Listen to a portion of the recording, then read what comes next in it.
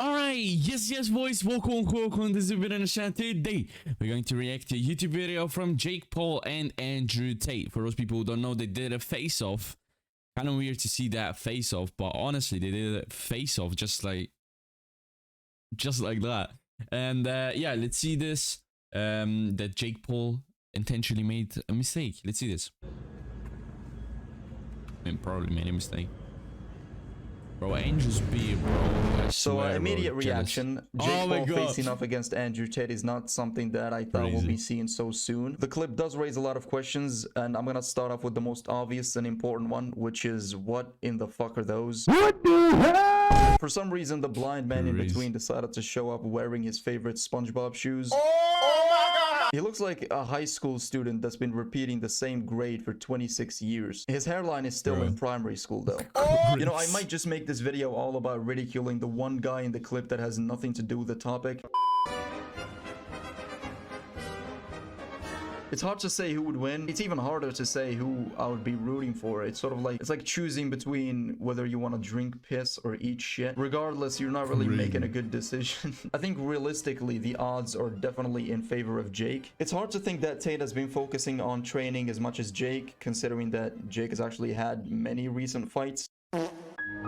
Plus the fact that Andrew Tate is a lot more familiar with kickboxing and not boxing. And also Tate is about like a decade older, which is technically an improvement for Jake because Anderson Silva was like 22 years older. But you never know. I mean, we haven't really gotten a fight date, so Jake may consider waiting for Andrew Tate to start dying from old age. But I don't think the age gap is going to be as much of an issue for Andrew Tate as the fact that, you know, Jake has had more recent fights, so he's probably been training relentlessly, you know, just totally focused on improving his boxing skills and knowledge for the past 2 years. And it's been a while since Tate has had like a real tough fight, which this will definitely be one for him. I mean, it'll be tough for both, to be fair, because again, this is pretty much the first time that Jake has fought somebody that isn't old enough to be his dad. And of course, since Andrew is a kickboxer and not, you know, some sort of an MMA fighter, he's definitely going to be like a lot more experienced in striking than say Ben Askren or Tyron Woodley. You guys let me know who you think is going to win. I'm definitely going to be rooting for Andrew, but I don't see him winning. I don't know why. One thing for sure is that this fight is very good for Jake, because if he wins, then he just beat Andrew Tate. I mean, this would carry some serious risk to Andrew Tate's reputation. So yeah, the odds are definitely against Andrew, but in terms of like spectacular victory, if Jake Paul loses, then it is still a loss, but it's not going to be as bad for Andrew if he loses to Jake, because that is the biggest possible L that anybody could hold, especially if you're Andrew Tate. Losing to Jake, that is fucking bad.